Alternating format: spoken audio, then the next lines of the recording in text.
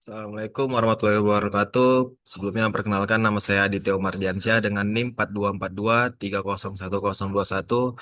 Pada kali ini saya akan menjelaskan mengenai proyek PBL saya yang berjudul Autonomous Underwater Vehicle.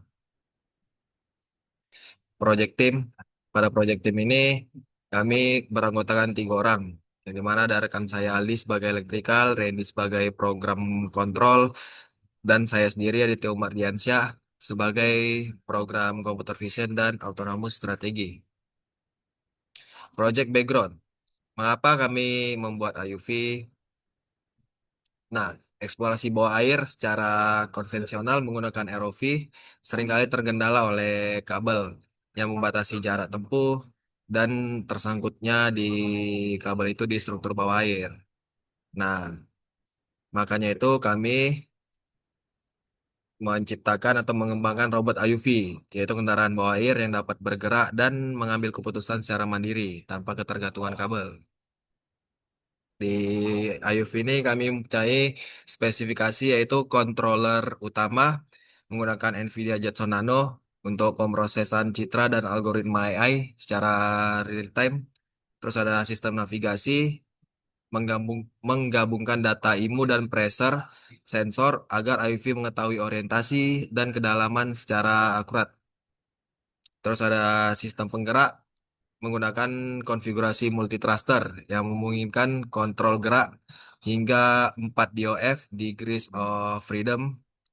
Ini mencakup gerak maju mundur, naik turun, shifting kanan dan shifting kiri, serta orientasi manuver tertentu, seperti hadap robot 0 derajat hingga 360 derajat. Terus juga ada project timeline. Pada project timeline kali ini, kami membaginya menjadi 5 bagian. Mulai dari bulan September yaitu riset dan desain terpadu. Ini mencakup studi kelayakan, desain CAD mekanik, dan skema elektronik. Lanjut yaitu ada pengadaan dan fabrikasi fisik. Pada bulan Oktober ini merupakan fabrikasi pemotongan material frame dari robot itu sendiri serta perakitan bodi utama. Terus juga ada instalasi dan wiring, yaitu penataan sensor, peletakan kabel, dan uji kebocoran pada robot di bulan November ini. Dan di bulan Desember kami mengintegrasi software yaitu coding navigasi otonom dan uji fungsional sistem serta membuat kontrol robot kami seimbang menggunakan PID. Selanjutnya Januari hingga sekarang yaitu uji lapangan. Nah, ini merupakan uji robot uh, secara penuh sekaligus dilakukan dokumentasi dan evaluasi akhir. Maaf suara saya terbata-bata. Selanjutnya ada tahapan mekanik. Nah, robot ini kami beri nama Butterbot, yang dimana robot ini mempunyai lebar 489 mm dengan tinggi 357 mm dan panjang 378 mm. Rangka dari robot ini berbahan aluminium plat dengan ketebalan 3 mm.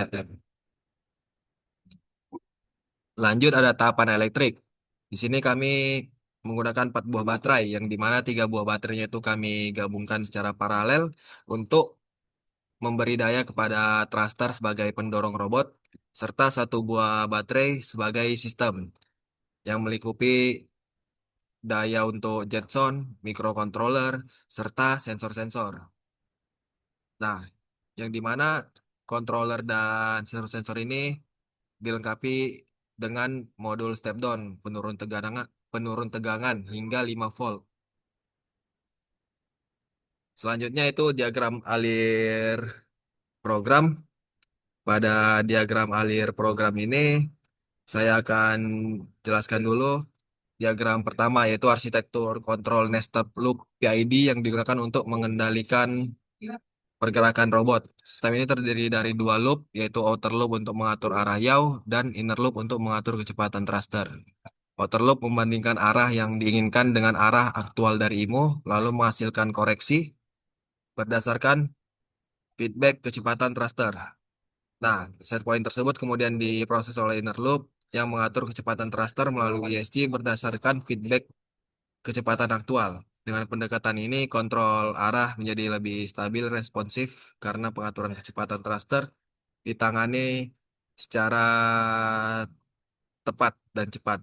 Selanjutnya, ada diagram kedua yaitu alur komunikasi.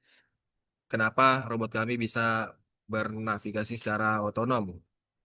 Nah, pertama ada sebuah ROS yang dijalankan di Jetson Nano untuk menangani pemrosesan dan pengambilan keputusan. Kedua ada STM yang bertugas menjalankan kontrol perangkat keras secara langsung. Nah, untuk menghubungkan ROS dengan microcontroller, kami menggunakan STM 32 bridge nodes yang berfungsi sebagai jalur komunikasi dua arah yang menangani komunikasi antara ROS dan STM. Melalui node ini juga data lokalisasi dari STM dikirim ke ROS dan sebaliknya perintah gerak dari ROS dikirim kembali ke STM. Robot menerima data visual dari kamera serta data posisi dari sistem lokalisasi dan target misi yang disimpan dalam file YAML. Konfigurasi file konfigurasi YAML sehingga dapat dengan mudah disesuaikan tanpa mengubah program utama.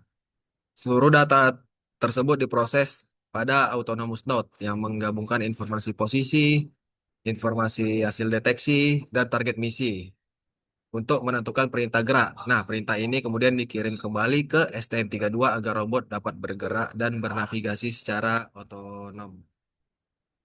Selanjutnya itu ada problem solving yang dimana kami mengelompokkan tiga bagian secara terpisah yaitu mekanik, elektrik, dan pemrograman.